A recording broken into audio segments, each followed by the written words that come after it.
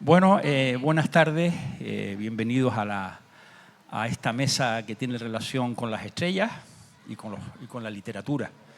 Mi nombre es Juan Carlos Pérez Arencibia, fui 22 años administrador del Observatorio del Rock de los Muchachos y para mí es un honor estar aquí moderando esta mesa. Me siento privilegiado aquí en este entorno de literatos, ¿no? Y de cultura.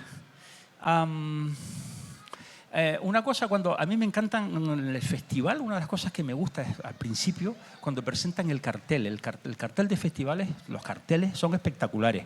No sé bien, ya le preguntaré al director ejecutivo, al presidente ejecutivo, a Juancho y a Bellini, quién los diseña, porque realmente son interesantes, ¿no?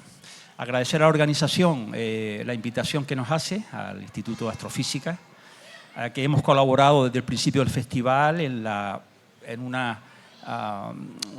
apoyo activo con la visita al observatorio. Yo creo que es muy interesante el encuentro de los escritores con otro entorno, probablemente no estén tan acostumbrados a ese entorno, un entorno científico, pero también de una naturaleza muy curiosa, ¿no? Por eso el nombre de la mesa, Entre la Tierra y el Cielo, ahí está el observatorio, está entre la Tierra y el cielo, ¿no? Y entonces es un sitio intermedio donde seguro que se encuentra inspiración, entre otras cosas, ¿no? El cartel de este año uno lo interpreta, y yo por lo menos el sesgo que le doy es un sesgo realmente científico. Ahí vemos cartografía. La cartografía y la astronomía están muy relacionadas. Ahí vemos un instrumento que es la brújula.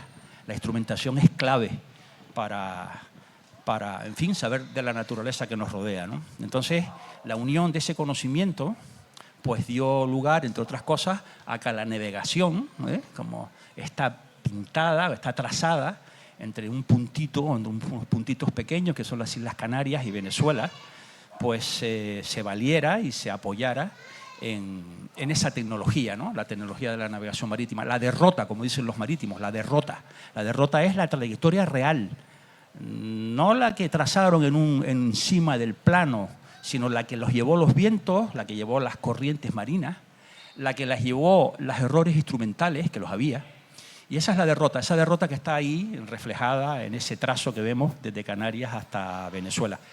Decir que en el Observatorio del Rock de los Muchachos, aunque ellos esta mañana no lo visitaron, hay un telescopio que pertenece a la Universidad de Lovaina, se llama Mercator. Es en homenaje a un cartógrafo flamenco de Flandes, del siglo XVI, astrónomo también, matemático, que fue el que, digamos, inició la cartografía moderna, la manera de cómo se plasmaban los mapas, que es difícil proyectar sobre una superficie que es un mapa, un mundo que es tridimensional, como es el globo terrestre, ¿no? Bueno, pues hay un telescopio arriba que homenajea a este cartel, de alguna manera, que vemos aquí detrás, ¿no? Voy a presentar a los que componen la mesa, 4 escritores, escritoras de muy diferente ánimo, de ámbito. Aquí a mi izquierda está María José Solano, escritora y editora, licenciada en Historia del Arte por la Universidad Complutense, que dedicó su proyecto de investigación al estudio comparado de literatura y pintura. Tiene un máster en gestión cultural por la Universidad de Salamanca y ha impartido clases de patrimonio cultural y así como clases de historia del arte en la Universidad de Nebrija. Cofundadora de la revista digital literaria Senda y también coeditora de la colección de novelas clásicas Senda Edasa. Aparte de columnista en el ABC Cultural, colabora en programas de radio y conduce y dirige programas de entrevistas, uno que se llama Voces de la Cultura, de la Fundación Ferrer Dalmau. Autora de la Guía Literaria de Jerez, del libro de viajes Una aventura griega, editado por Debate en 2023, y de una serie de viajes literarios reunidos bajo el título de La mujer que besó a Virgilio, Almuzara 2024. María José, a mí me gusta siempre empezar las mesas preguntándole a cada uno de ustedes cuál fue vuestra impresión de hoy, qué sensaciones tuviste, que, en fin, de alguna manera si podrías resumirlo en las palabras que tú quieras. Brevemente, yo como he vivido siempre robándole las ideas a otros, esta vez le toca a Paul Eluard, que dijo una vez que hay otros mundos, pero están en este, hay otras vidas, pero están en ti, ¿no? Yo creo que hoy, después de haber ido al observatorio, Paul Eluard se equivocaba absolutamente. Los otros mundos no están en este, están fuera. Y ese ojo de Dios que tenéis ahí arriba, ese gran hermano casi legendario, lo demuestra. Hoy yo he aprendido que los versos a veces están muy bien para hacer literatura, pero que hay otros mundos y están ahí fuera. Muy bien. Seguimos con Carlos Sandoval, crítico literario, nacido en Caracas, licenciado en Letras por la Universidad Central de Venezuela, magíster en Literatura Latinoamericana por la Universidad de Simón Bolívar, magíster en Literatura Venezolana, docente e investigador del Instituto de Investigaciones Literarias y coordinador editorial de la Fundación para la Cultura Urbana. Ha publicado diversos libros de crítica literaria y preparado varias antologías de cuentos. Su último título, publicado en coautoría con Álvaro Contreras, Costumbrismo Venezolano, antología particular, en 2018. Pues Carlos, a ver cuál es tu impresión de esa cumbre que visitaste hoy. Bueno, muchas gracias. Y la verdad, aunque allá está Melini, aquí está Armas Marcelo, yo estaba muy entusiasmado por venir a La Palma, básicamente por subir. De verdad, no es demagogia porque estoy aquí. Quería ver el telescopio, porque cuando yo tenía 14 años, ni sabía que existía la carrera de letras. Yo compré un primer libro con mi propio peculio. El libro se llama El Universo, era un libro de divulgación astronómica, escrito por Isaac Asimov. Y ese fue el primer libro que yo leí completo. Había leído cuentos en el liceo y esas cosas, pero ese libro me llevó luego, pasado el tiempo, a aficionarme a una serie televisiva que transmitían los domingos en la mañana en un canal de televisión en Caracas, la serie Cosmos, con Carl Sagan. Y yo me peleaba con mis otros hermanos, somos 7, yo soy el tercero, para poder tener el televisor esa mañana, y veía Cosmos. Y luego ya salí del liceo, comencé en la universidad y empecé a reunir de mi mesada para comprarme el libro Cosmos, que lo quería comprar. No estudiaba nada, ninguna carrera, estaba en el liceo. Y entonces recuerdo que me costó muchísimo reunir los 600 bolívares de aquella época, que hoy serán, con la inflación y con todos los ceros que le han quitado al bolívar, como 0.0066 céntimos de bolívar. Y me compré el libro Cosmos. Todavía lo tengo, es uno de mis más preciosos tesoros. Y me di cuenta de que cada capítulo de Cosmos, lo recordarán si tienen el libro en casa, cada capítulo comenzaba con varios epígrafes tomados de la literatura. Y entonces empecé a leer el libro de Cosmos, las estrellas, el universo. Y de pronto pensé, bueno, yo voy a buscar estos libros que están aquí como entrada a cada capítulo para ver qué dicen. Y entonces allí llegué a la literatura.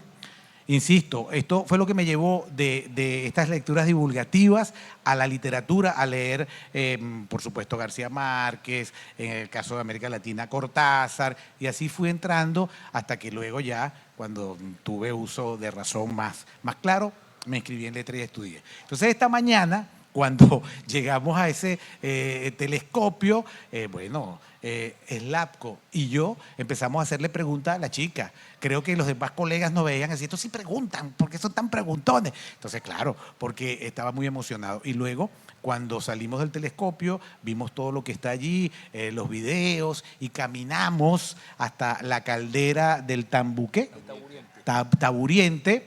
Fue mi segunda gran impresión. ¿Por qué? Porque en Venezuela no hay volcanes. Venezuela es uno de los países latinoamericanos donde no hay volcanes. Y yo siempre he tenido la nostalgia de los volcanes, sé que son peligrosos, y otra cosa que no vi en Venezuela son trenes, porque se acabaron a principios del siglo XX. Entonces, cada vez que yo voy a un sitio y hay trenes, trato de verlos o montarme, y tenía aquí la doble intención de ir al telescopio, mirarlo, y es la primera vez que estoy tan cerca de un telescopio real, porque en Caracas había un planetario y uno iba al planetario y veía las estrellas y todo eso en el Parque del Este, pero esta es la primera vez y estaba muy, muy emocionado. Creo que una parte de mi vida ya se ha completado hasta que me consiga la posibilidad de montarme en un tren. Eso. Muy bien. también nos acompaña Slavko Zubčík, que es escritor y médico, nació en Valencia, Venezuela, y ahora vive en Valencia, España. Es psiquiatra, médico, escritor, publicó su primer libro de relatos hace más de 30 años, desde entonces sus textos forman parte de varias antologías venezolanas e hispanoamericanas. En 2007 formó parte del primer grupo de escritores conocido como Bogotá 39. En 2019, su novela Curso rápido y sentimental de italiano recibió el premio del concurso anual Transgenérico. Otros libros publicados, Cementerio de Médicos y Bogotanamente. Actualmente, como dije, reside en Valencia y trabaja como médico en Castellón. Pues, Slavko, a ver qué impresión te dio la cumbre de la isla hoy.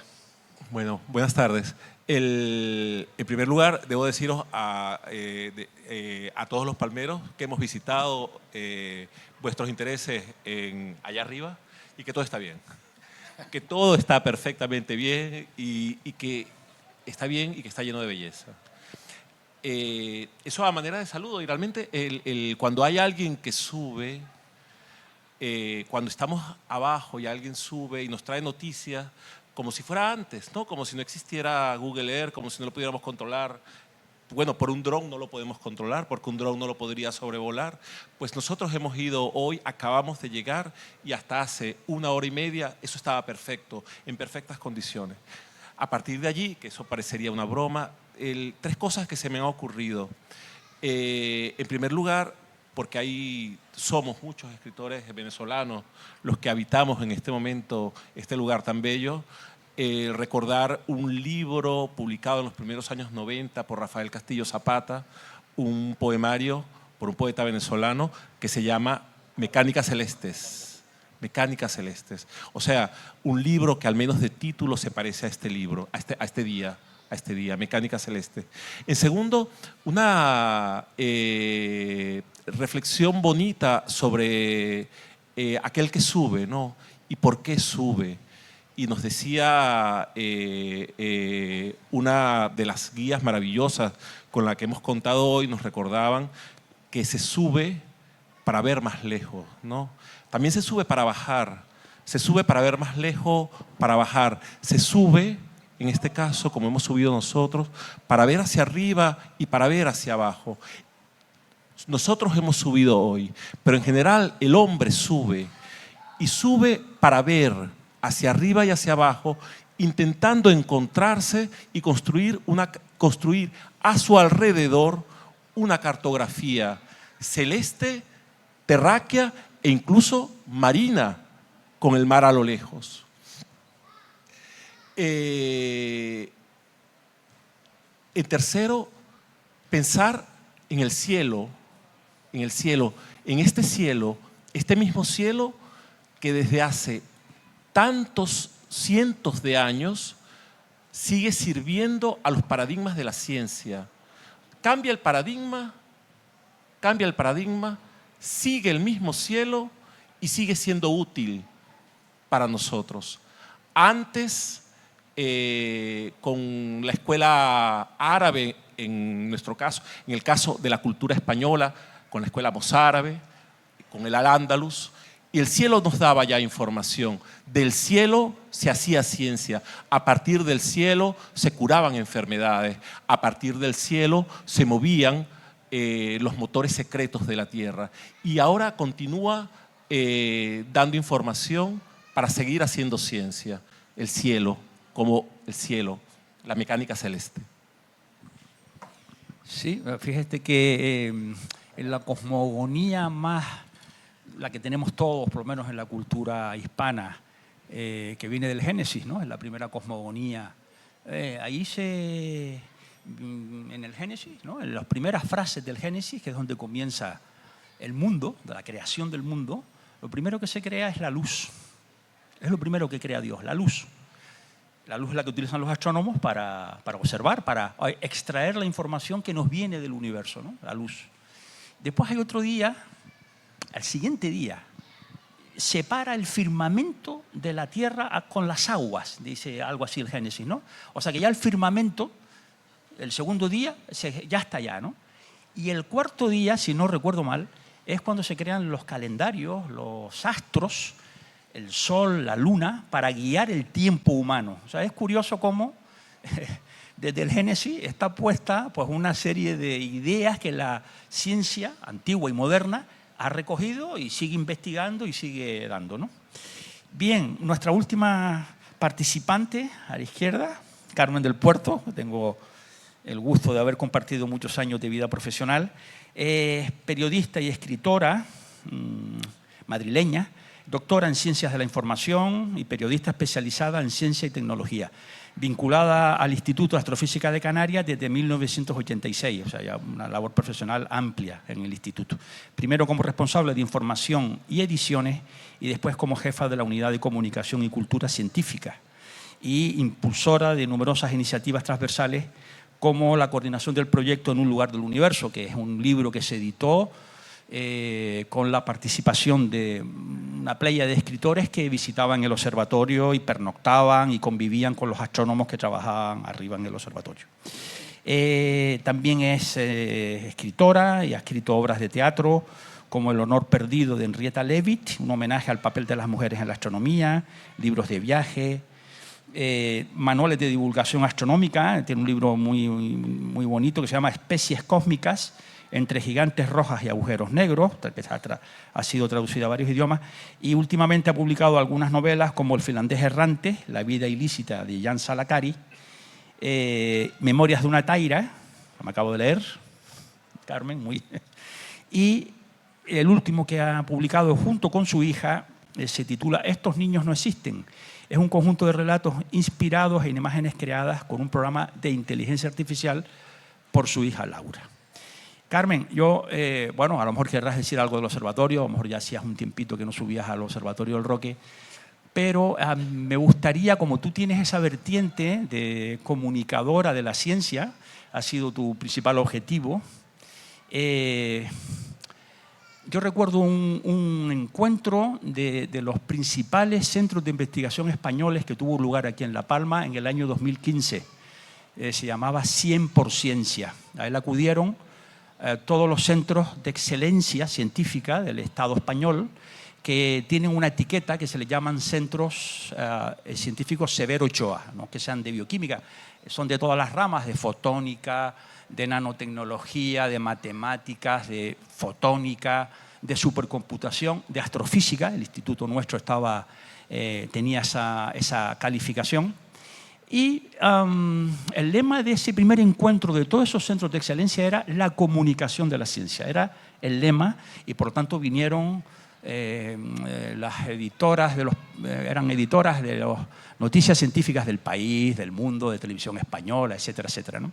Y la conferencia inaugural, la conferencia invitada la da el editor, uno de los editores de noticias científicas del New York Times. No recuerdo ahora el nombre de él. Era un americano, pero así de origen oriental, yo creo que chino. Y el título de la conferencia venía a decir algo como ¿por qué a la gente se interesa por los dinosaurios, por Plutón y por el bosón de Higgs? Decía era el título, ¿no? Y la primera diapositiva que pone en la conferencia a mí me llamó mucho la atención y creó ahí un rumor en aquel entorno científico de excelencia. Decía, la claridad es inversamente proporcional a la precisión. Entonces, a ti digamos que tú has tenido que trabajar en ese mundo de comunicación, ¿qué opinas de esa situación, de cómo la dificultad de comunicar la ciencia, la dificultad que los científicos ponen para que esto sea claro para la sociedad? ¿Cómo has visto tú en tu perspectiva la cuestión de la comunicación de la ciencia? Bueno, en primer lugar quiero agradecer estar nuevamente en este maravilloso festival al que no acudía desde hacía 3 años y estar de nuevo en este municipio que tiene un nombre tan poético como es el Valle de Aridane. La pregunta que me haces fue, digamos, el tema de mi tesis doctoral sobre periodismo científico, la astronomía en titulares de prensa, donde analizaba el interés de la sociedad por la ciencia Y partía de una idea filosófica que la hemos estado comentando María José y yo esta mañana, y es que la especialización del conocimiento es tal, hoy por hoy, que es necesario. Es cierto que no podemos dedicarnos, o sea, la ciencia se tiene que ir especializando, no solo la ciencia, en cualquier actividad humana el progreso requiere especialización. Pero conjuntamente con la especialización se van creando como minifundios incomunicados en los que perdemos esa visión de conjunto, ¿no?, que tenían, por ejemplo, los renacentistas. Yo envidio no haber vivido esa época del Renacimiento, ¿no?, en el que podrían, no te encasillaban si eras de ciencias o eras de letras. Yo he sido una estudiante de ciencias y siempre me ha dado coraje no tener conocimientos de arte, de historia, que luego he intentado suplir de alguna forma, pero porque esa ruptura tan grande, ese divorcio entre ciencia y humanidades, ¿no? Entonces, bueno, precisamente en mi tesis, la hipótesis de partida es que igual que se necesita la especialización del conocimiento, se necesitaba también la especialización periodística. Y yo soy, en principio, una periodista especializada en ciencia y tecnología. Pero aún así, siempre he pensado que la ciencia, nosotros somos como una isla rodeada de ciencia por todas partes. Entonces la ciencia conecta con cualquier actividad humana. Entonces el periodismo científico que yo he intentado hacer en estos casi 4 décadas, incluso ya los últimos años he explorado formas de hacerlo transversales que pudieran conectar con literatura, con cine, con pintura, porque es una forma, son recursos para llegar mejor a la sociedad. Y el centro en el que he trabajado, el Instituto de Astrofísica de Canarias, tuvo una visión, yo creo que genial, porque en esa reunión que mencionas, en el foro de 100 por Ciencia, ya todos esos centros tenían su departamento, su gabinete de comunicación. Pero cuando yo vine aquí a Canarias en el año 86 y tenía reuniones con universidades y otros centros de investigación, no había periodistas en los centros de investigación. No había. El Consejo Superior de Investigaciones Científicas era el único que tenía. Y el Instituto de Astrofísica tuvo un periodista desde sus orígenes. Y yo creo que eso es una visión, un periodista y después un departamento que fue creciendo y que fue cuidando aspectos relacionados con la ciencia, pero no propiamente la investigación científica o el desarrollo tecnológico asociado, sino también los proyectos educativos, la relación con los medios de comunicación, con museos. Es decir, tuvo es un centro, lo sigue siendo, convencido de que la divulgación científica es imprescindible, porque, se ha dicho siempre, los científicos a veces han sido reacios. De hecho, yo cuando llegué al instituto me vieron como un artículo de lujo. No entendían por qué un periodista, que a ver si esto va a restarnos aquí los fondos, y me encontré algún rechazo, ¿no? Incluso una vez en un congreso hice la primera nota de prensa que hacía, el congreso tenía un nombre de campos magnéticos a fina escala y una cosa muy compleja, pero de lo que hablaban eran del Sol y de manchas solares. Y yo en la nota de prensa, para mí era fundamental explicar qué era una mancha solar. Entonces, tuve críticas. No, porque a ver si lo que va a trascender es que este congreso solo se dedica a definir lo que es una mancha solar. Digo, pero si es imprescindible que empecemos diciendo qué es una mancha solar, ¿no?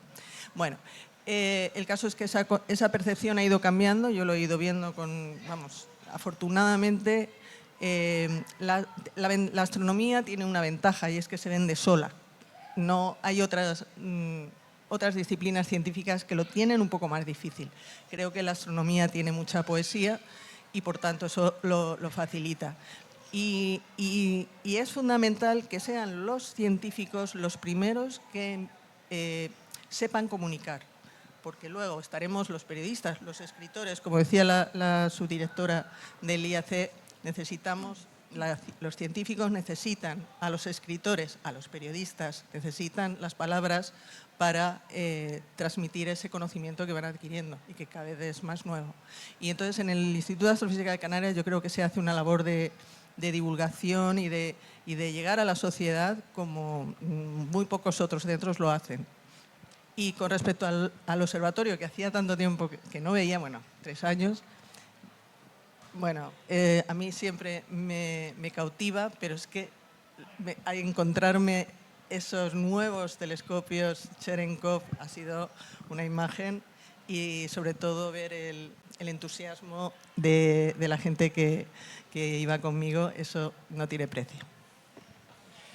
Muy bien. Bueno, tras esta un poco introducción al sitio, a la panorámica que ofrece un lugar como el Roque de los Muchachos, que es una plataforma de observación, ¿no? Yo recuerdo un catedrático de arquitectura de la Escuela de Madrid, pero también era visitante en Princeton. Él trajo a sus alumnos fin de carrera a hacer un proyecto sobre un centro de visitantes en el Roque de los Muchachos, hace unos 20 años.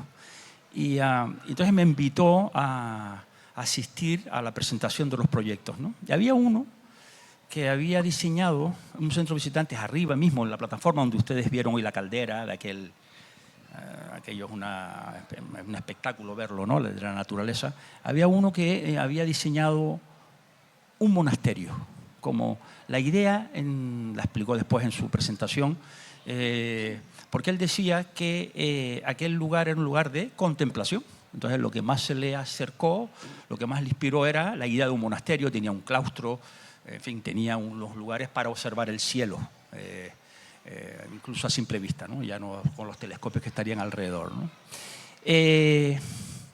Bueno, lo han comentado aquí en la mesa, efectivamente el cosmos, el cielo, es un elemento de la naturaleza que está y que se ha utilizado para muchas razones, para predecir incluso el futuro, para ver si era propicia una batalla o una cosecha.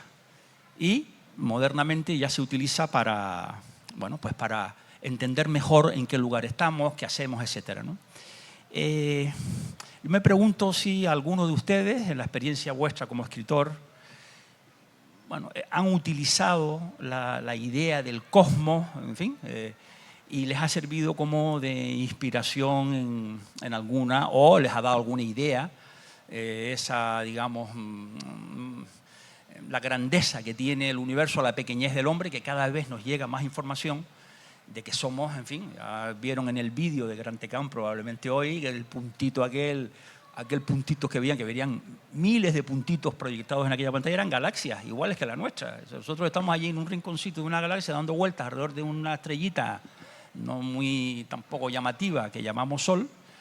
Y bueno, pues eso yo creo que en algún momento les habrá llegado algo, y aunque aquí decía antes Carlos que incluso la astronomía fue parte de tu infancia y te motivó para algunas cosas, si también les ha motivado pues para la creación artística en donde estáis ahora, o fin, o futura, o esto, ¿no? No sé. Hablar del cosmos para un escritor, para el escritora que yo soy, desde luego es algo inasible, es muy complejo, pero sí que el cosmos trae experiencias, digamos, humanas que se transforman en leyenda, que es lo que a mí me interesa, ¿no? Yo, desde que he llegado aquí, a esta isla, le he mentido a todo el mundo, porque todo el mundo me pregunta que de dónde soy, y yo a todo el mundo le digo que soy de Sevilla. Pero yo no soy de Sevilla, ni siquiera soy de Madrid, que es la ciudad donde vivo. Yo soy de una patria que se llama Mar Mediterráneo, y en el Mediterráneo nace el cosmos, porque en el Mediterráneo nacen los primeros hombres que se dedican a observar, desde Caldea, pasando por Grecia y después por Roma, hasta llegar al cristianismo, que es el que inventa las campanas y nos llama y nos regula el tiempo de vida y de observación del cielo con forma de Dios, el cosmos ha estado presente en la vida de los hombres. Hay una historia que me gusta mucho, que está relacionada de alguna manera con el cosmos y que plasmé en mi libro de la aventura griega. Y es la historia de un romano que se llamaba Higinio y que hoy es un hombre que se dedicaba, era un esclavo hispano que con inteligencia, talento y mucha cara era de la Hispania, era del sur, era de la Itálica hispánica, o sea, de Sevilla.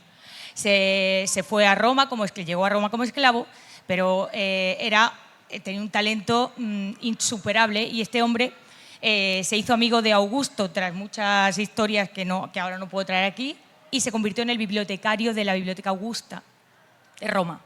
Y ahí escribió un libro sobre el cosmos que se llamó Poética de las Estrellas y practicó, digamos, experimentó, completó un concepto griego que hoy nos suena muy mal en castellano, que es el catasterismo. No el cateterismo, que es lo que le ponen a uno cuando tiene problemas coronarios, sino el catasterismo, que viene de dos palabras griegas que significa debajo de las estrellas, lo que hay entre las estrellas. Y ese concepto define el desarrollo de la biografía de los dioses cuando se transforman en constelaciones. Y eso es un invento del hombre. Esa es la capacidad del hombre de observar el cielo, crear literatura y unir una cosa y la otra. A mí eso me parece un ejemplo maravilloso e insuperable de construcción literaria del cosmos. Me he acordado mucho de Higinio porque además es una historia, es una biografía circular como los anillos de algunos planetas, ¿no? Porque él empieza estudiando las estrellas y termina siendo una estrella. Higinius es el nombre que se le da, gracias a él, a una constelación. Y de alguna manera, a pensar en Higinius de vez en cuando, al que nadie conoce, ayuda también a comprender la inmensidad que el ser humano sube, como decía antes, decíamos por aquí, ¿no? Sube hasta ahí arriba. Los primeros hombres llegaron hasta ahí arriba, a esa especie de bosque de farallones, a mirar el cielo, ¿no? Y seguimos haciéndolo con algo tan elemental y tan literario como un espejo. No hemos hecho más que desarrollar la mecánica y, por supuesto, toda la parte electrónica digital que nos ha permitido poner maquinaria en la teoría. Pero no hemos avanzado mucho más. Seguimos haciendo lo mismo que hace 1000 años, que es mirar el cielo y usar un espejo. Muy bonito, muy bonito. Carlos, sí. Hay dos cosas que nos gustó a nosotros, Slapco y yo, cuando íbamos en el autobús. Lo primero es que cuando Carmen nos explicaba las regulaciones que ha establecido el Estado español para proteger los telescopios, para poder instalarlos allí, para que se conviertan en instrumentos de desarrollo científico, es que el Estado español ha creado una serie de leyes, pero ellos la resumen como la ley del cielo. Nos encantó esa frase. Y otra que acaba de decir Carmen, que la astronomía tiene poesía. La relación entre el cosmos y la literatura, que es lo que yo trabajo básicamente, es antiquísima, tal cual como ha dicho María José.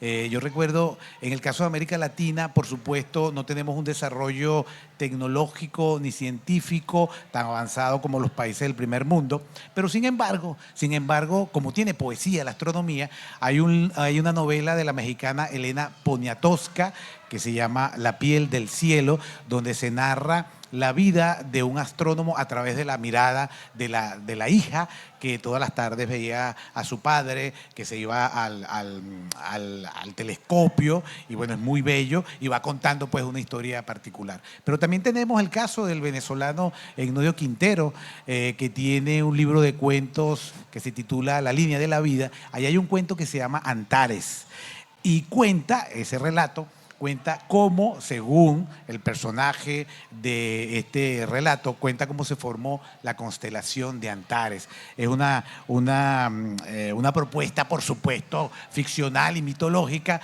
pero el cuento es muy bello porque efectivamente él descubre la constelación y la bautiza Antares, el personaje, y de allí en adelante pues él queda como encadenado y su vida queda encadenada hacia el cosmos. Pero tampoco hay que olvidar que mucha de la ciencia ficción que se desarrolla en el siglo XX, a partir de los años 20, básicamente en los Estados Unidos, está muy ligada al cosmos. Ray Bradbury, Isaac Asimov, es decir, el cosmos ha estado tan ligado a nosotros desde la antigüedad, desde esa curiosidad griega que permitió mirar las estrellas y reflexionar sobre eso, y cada vez que uno piensa en esto o lee un libro de divulgación que tiene que ver con la astronomía, uno se siente realmente como una hormiga. Y yo hoy, cuando veía esas fotos del campo profundo, ese puntito que se descubrió y que otros telescopios que están fuera de la Tierra, como el Hubble, y hay otro nuevo que no recuerdo el nombre, el James Webb, uno se da cuenta de que a veces especulábamos, y yo le decía a Slavko, le decía hoy, cuando estábamos ya en el telescopio, que uno ve eso y uno quizás, y es una idea que seguramente muchos de ustedes en un lugar común la habrán pensado, a lo mejor nosotros somos para el cosmos como una hormiga, como lo que es para nosotros una hormiga, ni sabemos, o sea, no se sabe hasta dónde llega, hay tantos objetos, fenómenos extraños. Hoy nos hablaba una de las astrofísicas allá de la materia oscura, de los agujeros negros. Yo le pregunté a otra que me explicara la diferencia entre un agujero negro y un agujero de gusano, y me dijo que el agujero de gusano solamente estaba en el papel, que era teoría. Bueno, pero eso lo hace a uno reflexionar y pensar en que muchas de las minucias tontas que todos los días nos atenazan, en realidad al mirar el cosmos pues son nada. Básicamente eso era lo que quería decir. Inevitablemente inevitablemente hay que reconocer primero que nos hemos hecho amigos. Sí, ya. Carlos y yo, amigos desde hace tiempo, probablemente hoy hemos compartido un día muy bonito. Hoy se convirtió en mi psiquiatra. Sí, hoy hemos profundizado, y él sin título en el mío, porque hemos compartido muchas cosas, muchas reflexiones y muchos recuerdos. No en balde, porque el ambiente lo permitía, el ambiente humano, pero también esas invocaciones, todas las que hemos hecho, las permitía el ambiente que visitamos, ¿no? El lugar en el que estábamos, la magia del lugar en el que estábamos. Entre cielo y tierra, obviamente hay una relación de contigüidad y de continuidad, ¿no? Es inevitable, ¿no? Estamos aquí, miramos hacia arriba, allí está el cielo. Estamos nosotros, el hombre está entre cielo y tierra. El hombre ha construido, constructos del hombre son la ciencia, el arte, en el arte, la literatura, en la literatura, la poesía. La pretensión de tanto de la ciencia como de la literatura es cubrir ese espacio que hay entre cielo y tierra como si fuese una espina larga, un mantel, como si fuese un mantel atravesado entre cielo y tierra, y no tiene otra posibilidad para hacerlo que rodear al hombre, cubrirlo. El hombre mira hacia todos los lados y de un lado encuentra la tierra y del otro lado encuentra el cielo. Y estos saberes, que son constructos del hombre, constructos del aparato psíquico del hombre, intentan cubrirlo, pero no solo cubrirlo, porque no se trata solo de una sábana, sino interpretarlo. El hombre se interpreta a sí mismo, a través, y se ayuda obviamente, a través de la ciencia, y también se interpreta y se ayuda a sí mismo a través de la literatura. Por tanto, es inevitable que cualquier producto de su escritura no haya sido realizado entre la ciela, entre la tierra y el cielo. Con esto, el regreso a la observación inicial, en la que recordaba que el hombre sube para mirar a lo lejos, y ubicarse en una cartografía. Esa cartografía también se construye con la literatura.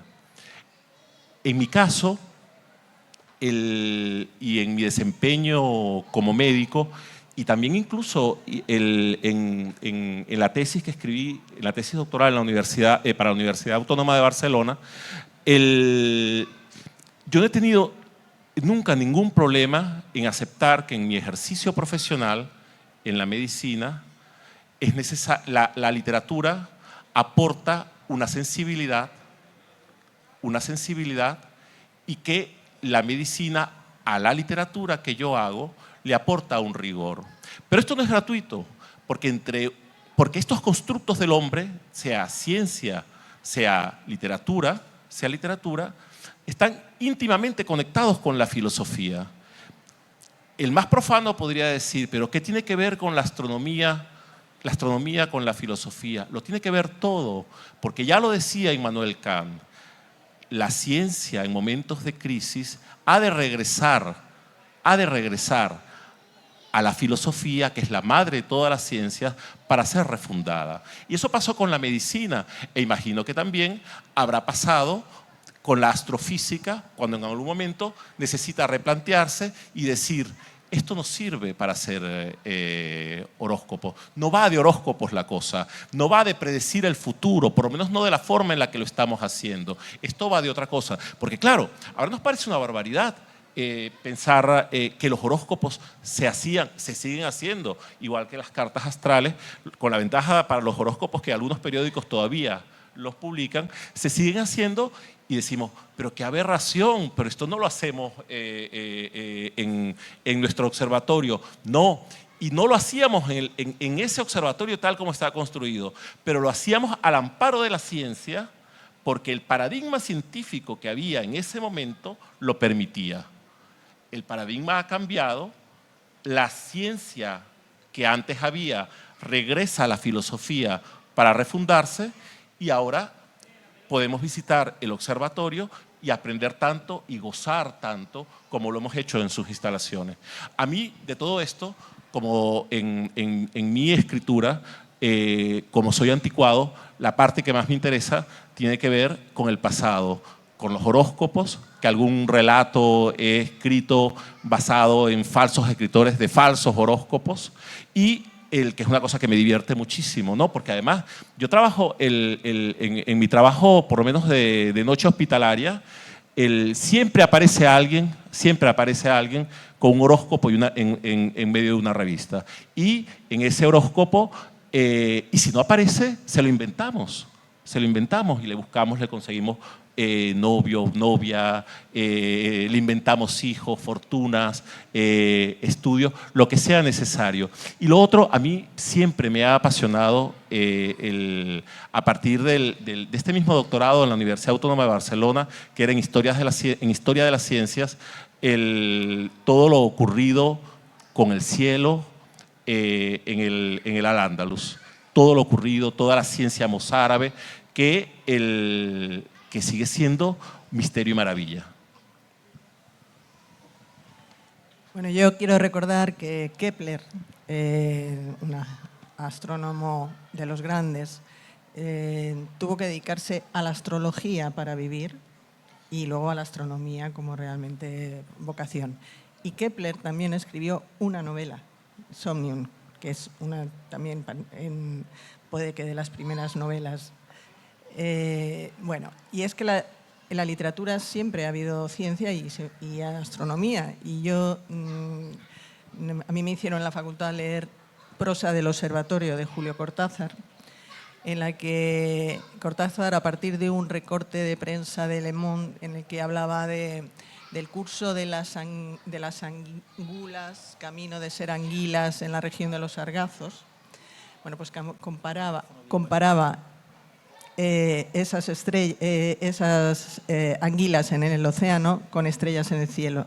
Y hablaba de la afición a la astronomía de un sultán, Jaisin, que observaba las estrellas desde observatorios en Jaipur y Delhi. O sea, Cortázar escribió ese libro con tintes astronómicos, como lo han hecho otros escritores. O sea, Borges en el Aleph, Edgar Allan Poe intuyó el misterio de los agujeros negros en uno de sus cuentos, El pozo y el péndulo, y al mismo tiempo en Eureka esbozó lo que ha sido después la teoría del Big Bang. O sea, Alberti, por ejemplo, que ha sido un testigo de excepción del paso del cometa Halley 2 veces en su vida, pues le ha dedicado poemas al cometa. Y así podíamos seguir. Está el canto cósmico de Ernesto Cardenal, y hay muchos ejemplos. Y desde luego está la ciencia ficción. La literatura de ciencia ficción siempre se ha anticipado en muchas ocasiones a la ciencia. Entonces, la relación entre literatura y ciencia, astronomía especialmente, ha existido siempre. Sí, bueno, abundando un poco en lo de ciencia ficción, por lo menos en la época que yo estudié ciencia, en los años 70, 80, entre los colegas, entre los compañeros y tal, leíamos sobre todo ciencia ficción, sobre todo, ¿no? Pero también leíamos a esos escritores un poco malditos ahí, medio góticos, tipo Lovecraft. Me hablé de Lovecraft. Poe, por supuesto, y que estaban ahí, en el límite ahí un poco, pero en la ciencia ficción nos inspiraba, ¿no? Asimov era un Bradbury también, Arthur C. Clarke, ¿no? Que dio lugar a la película 2001 y al espacio, ¿no? O sea, en el mundillo nuestro, la literatura. Y yo lo que veo es que eran novelas sencillas en el sentido de trama, ¿no? Pero muy imaginativas, percibiendo cosas, intentando. Verne, por ejemplo, ¿no? O sea, veían cosas que, bueno, que en el futuro algunas se realizaron, ¿no? Pero ¿qué ocurre? Yo veo que en el desarrollo, por lo menos de la física ha entrado en un terreno, la física moderna, muy loco. Es decir, la física, esto que hemos hablado, o sea, si hacemos el recorrido rápido, muy rápido, por los milenios, ¿no? Y la astronomía, desde el punto de vista racional, que la astrología lo era en su día, y efectivamente cartografiaban, tenían que medir las posiciones de los planetas, después ellos interpretaban si Marte estaba en tal constelación significaba una cosa u otra, esas ya eran interpretaciones psicológicas, algunas serían observacionales. Pero, bueno, se trataba de colocar el movimiento entender el movimiento del cosmos, de los astros que giran alrededor nuestro, que, como sabéis, pues la sensación que da es que es al revés, que todo gira alrededor de la Tierra, hasta que se llega, fíjense, la capacidad de abstracción de decir, no, giramos alrededor del Sol. O sea, eso es una capacidad de abstracción enorme, con unos datos tomados ni siquiera con telescopios, a ojo, Kepler fue uno de ellos, por ejemplo, ¿no? Y crean la teoría y el modelo que encaja mejor con lo que se observa, ¿no? Si seguimos hacia adelante, vino Newton, el gran Newton, y fue el que dijo, no solo se mueven, sino por qué se mueven. Entonces, la famosa ley de gravitación universal, que todo el mundo la sabemos del bachillerato, muy sencilla, explicaba cómo cae la manzana del árbol y explicaba cómo la Tierra se mueve alrededor de la Tierra. Por eso se llamaba universal, porque el universo en aquel momento era, el Sol era ya el universo. Hoy el universo es mucho más grande, ¿no? Y después seguimos adelante, ¿no? Y cuando llegamos a la física del siglo XX, ahí es donde se produce un cataclismo en la razón humana. Y vienen dos grandes líneas teóricas, una es la relatividad general y otra es la mecánica cuántica. Entonces, hay una cosa, yo lo he descubierto a través de un amigo muy recientemente, un escritor chileno, Juancho me lo nombró también el otro día, ayer, Benjamín Labatut. Yo he empezado a leerlo y en fin, es un acercamiento literario muy curioso a ciertos personajes reales que intervinieron en momentos cruciales de este cambio que tenemos ahora de la visión que tenemos del cosmos, ¿no? Arriba los telescopios, esta noche, algunos de los proyectos que harán en el telescopio que ustedes estuvieron, en Gran Tecán, van a tener relación con eso, con cosas nuevas, cuando digo nuevas, desde el último siglo hacia acá, y que no se conocen, se detectan, pero no logramos saber darle, digamos, el modelo físico, ¿no? Por ejemplo, yo solo por acabar esta un poco de digresión, es del universo conocemos, el universo que brilla, que es el que captan los telescopios con el espejo. Los telescopios efectivamente, como decía María José, tiene razón, es el espejo el que refleja la luz. Solo conocemos un 5%. El 95% restante lo llamamos oscuro, bien en modo energía o en modo materia. Oscuro porque no lo vemos, pero sí lo detectamos. Y al detectarlo, bueno, sabemos que hay algo ahí y se le dan nombres en la física, ¿no? Entonces, yo simplemente lo que trato es de decir si vosotros veis que la literatura, por ejemplo, he nombrado a este autor, hay otro seguro, hay una literatura también nueva que se acopla a lo que la ciencia va, en fin, palpando y que la verdad es que nos deja en una percepción de lo que nos rodea bastante curiosa y extraña.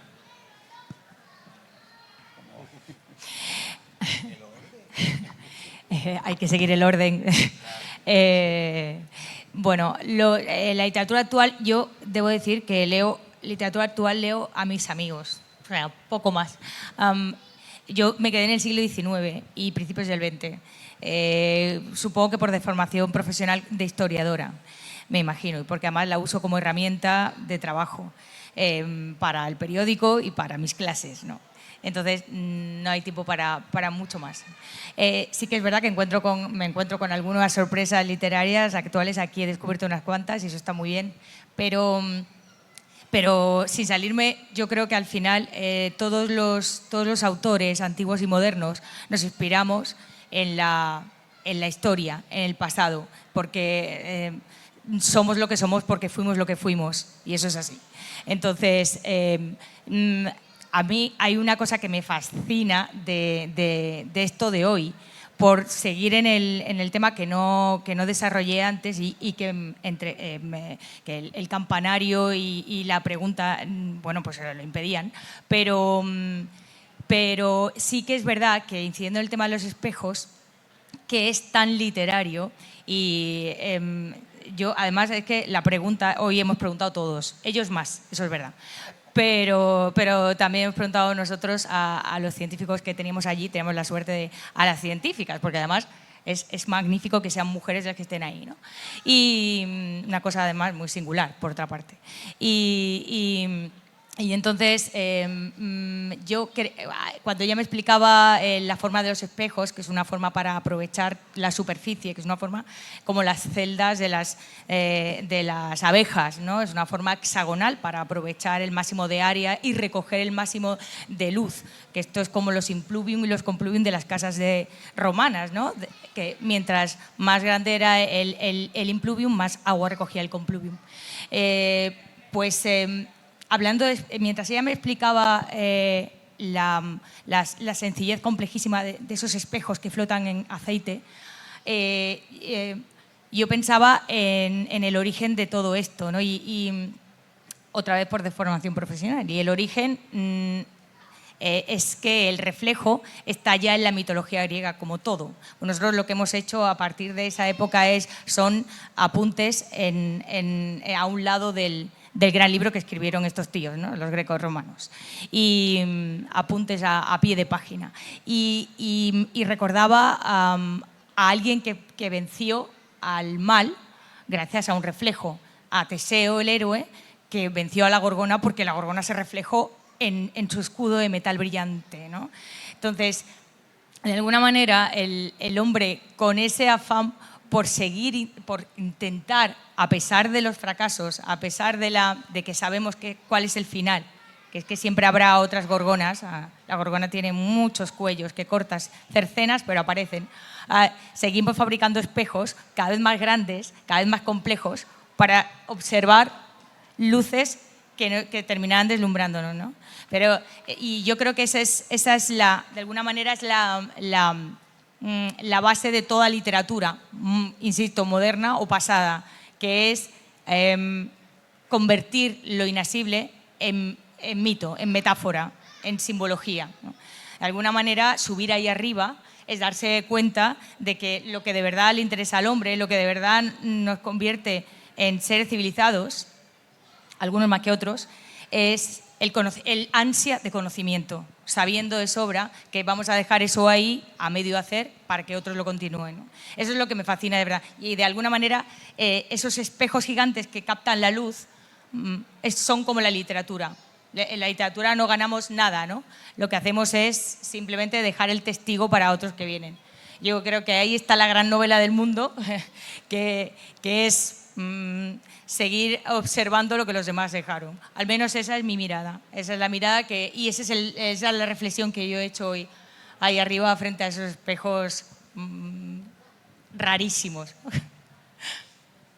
Bueno, sí, es verdad, la literatura funciona de ese modo, pero también siento yo, y bueno, lo ha dicho Arancibia, que la literatura quizá ayuda a pensar en la relación entre el cielo y la tierra, básicamente porque desde la antigüedad, tal como también ha dicho María José, Luciano de Samosata ya hablaba de un viaje a la luna, siempre se pensaba en la luna como el primer cuerpo que se podía conquistar. En el caso de Luciano hablaba de una nave que construyó, pero claro, la llevaban unas aves gigantescas, luego Cyrano de Bergerac, luego Verne, pero como salió Lovecraft, yo voy a detenerme un momentito en Lovecraft, porque justamente en el siglo XX, cuando se intensifica el estudio, digamos, más tecnológico del cielo, por los años 20, Lovecraft nació en 1890, y por los años 20 él fundó una revista de astronomía. Él no sabía nada de astronomía. Funda su revista de astronomía y entonces él allí publicaba especulaciones de lo que él creía que era el cielo, cómo se llegaba a la luna. Y luego él fue desarrollando una literatura propia, pero luego de haber sido así lo llamaban en esa época, perdón por lo incorrectamente político, él era un negro literario, es decir, él escribía para otros. Venía Slavko y le decía a Lovecraft, mire, yo quiero que me escriba una historia sobre La Palma. Entonces le daba 3 trazos y Lovecraft escribía la historia de La Palma y firmaba Slavko, y Slavko se hacía un poco famoso en el pueblo con esta historia de La Palma. Seguramente era al revés. Claro, seguramente.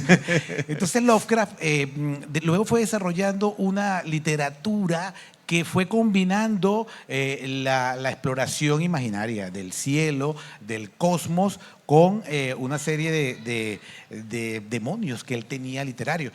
Y él es lo que se conoce como el horror cósmico, porque él se inventó la historia de que en una constelación, en las Híadas, hubo una civilización que peleó una lucha, cosmogónica, y terminaron secuestrados unos en esa región del universo, y otros fueron sepultados en la Tierra cuando la Tierra apenas se estaba formando, y de ahí se generó toda una mitología, que son los mitos de Tulu o de Chulu, como quieran mencionarlo, y luego eso ha dado, en el siglo XX, dio para no solamente para desarrollar la propia literatura de Lovecraft, sino la literatura de lo que se llamó el Círculo de Lovecraft, que era una serie de escritores anglosajones que empezaron a escribir sobre eso. Eso pasó al cine, pasó a la música, pasó a las series de televisión, pasó a los juegos de rol, y todavía hoy algunos escritores, hay una argentina que escribe sobre la base de esta mitología, pero no lo dice, ella lo escribe, ella escribe sus cuentos, y el que es lector de Lovecraft se da cuenta de que eso está allí. Ya me vendrá el nombre de ella, es una cuentista, La noche que inventamos el fuego, así se llama el título. Mariana Enríquez, gracias, profesor querido Rodrigo Blanco. Mariana Enríquez, ella utiliza esos elementos y los mete allí, pero claro, nunca te dice que es Lovecraft, pero el que está leyendo y conoce toda esta mitología se da cuenta. Entonces, efectivamente, Es verdad que esos maravillosos telescopios descubrirán muchas cosas, pero la relación siempre entre la poesía de la astronomía, como dice Carmen, y las leyes del cielo que permiten que ese telescopio siga funcionando, no se romperá durante mucho tiempo. Y claro, esa es una de las cosas que también esta tarde, por lo menos, yo me llevo. Mariana Enríquez, que es una escritora Mariana Enríquez, que es una escritora que yo adoro. Claro, la maravilla de ella es que con la libertad que da la creación literaria, igual te habla de eso que de la espiritualidad, ¿no? Porque ella tiene esta gran novela que, Rodrigo, ¿cómo se llama la otra gran novela del hombre que se mete en Argentina profunda y... ¿Cómo? Nuestra parte de la noche. Nuestra parte de la noche. El apuntador, gracias. Rodrigo, muchas gracias. Vamos perdiendo. Solicito que el público de La Palma reconozca Juancho tiene que pagarle al apuntador. un incentivo especial para Rodrigo Blanco Calderón, maravilloso novelista venezolano. Y entonces él profundiza en la parte espiritual de latinoamericana, que yo creo que eso viene del lado francés, de Latinoamérica. Entonces que en cada recoveco tú encuentras aquí en Canarias también, un rincón de espiritualidad, un centro de espiritismo o un centro que profesa la espiritualidad de manera especial. Sé que estamos terminando, entiendo. Yo quiero fundamentalmente aprovechar este encuentro, me refiero al encuentro de nosotros 5 y de vosotros, con vosotros, para intentar nuevamente repetir una idea que tengo más de 20 años divulgando, que es que la barrera entre ciencias y letras es artificial. En el caso nuestro de Venezuela, cuando nosotros hablamos, y aquí hay varios egresados de esa escuela, yo soy de letras, nos referimos fundamentalmente a la Escuela de Letras de la Universidad Central de Venezuela. Cuando nosotros aquí en España, digo nosotros porque ya son muchos años integrados a esta realidad, hablamos yo soy de letras, nos referimos a que yo me ocupo de una cosa contraria a la ciencia, a las letras, y de allí incluso por allí viene la palabra letrado. Yo soy letrado, que serviría también para el letrado abogado, pero también para el hombre que solo se ocupa de letras. Podría ser también, de alguna manera, letrado un escritor o una persona interesada en el asunto literario. Esa barrera es artificial, pero en el colegio, en el instituto, nadie lo va a decir, porque el mundo es necesario dividirlo como para compartimentarlo con la ilusión de sacarlo adelante o atrás. Entonces, el oficio nuestro es divulgarlo, y a un chaval, así como ahora los políticos, y con toda la razón, se habla y se legisla incluso sobre la necesidad, la importancia de no coartar el espíritu de ningún niño, dándole juguetes que antes creíamos que eran femeninos o masculinos, niño o niña que sea, que juegue con lo que quiera. No importa que vayas a estudiar medicina o que quieras estudiar ingeniería, eso no tiene nada que ver con que quieras escribir un poema o quieras leerte un libro, una novela o un libro de relatos. La barrera que existe es artificial entre ciencias y letras. Y una demostración es que antes la creatividad se la atribuíamos a las artes. ¿Quién crea? El artista, el pintor. ¿Quién crea? El escritor que inventa mundos nuevos. Hoy nosotros hemos conocido un mundo nuevo que también es antiguo, pero que es un mundo nuevo que nace de la creatividad permanente de un grupo de científicos. Y eso pasa en el observatorio hoy, cada día pasa en el observatorio, pero también pasa en cada hospital. Todo el tiempo, permanentemente creando, e incluso creando en cada centro de investigación matemática, creando permanentemente. Entendemos entonces que es una barrera artificial y que son mundos que se comunican a través de la pretensión de cubrir la Tierra y todo lo que sucede en ella con el hombre de por medio. Eso. Bueno, pues... Para cerrar, Carmen, porque ya sí, creo que el sí, tiempo voy a ser breve. prácticamente acabado, me parece. Bueno, en la divulgación científica uno de los principales problemas es el lenguaje de la ciencia. Y como decía antes, la astronomía escapa bastante de esto, aunque como decía Nuria Amat, precisamente estuvo en este festival hace unos años, precisamente los científicos utilizan, según ella, utilizan un lenguaje oscuro, una jerga compleja, precisamente para legitimarse y para diferenciarse y para crear su parcela e incomunicarse. Pero realmente el lenguaje de la astronomía, yo creo que no pasa eso. Primero porque es muy metafórico.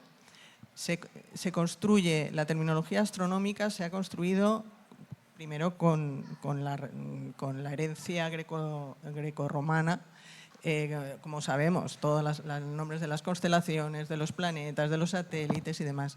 Además, se han construido con la metáfora muchas expresiones. Sin la metáfora no se podrían explicar los conceptos científicos, por eso es una herramienta para hacer divulgación científica.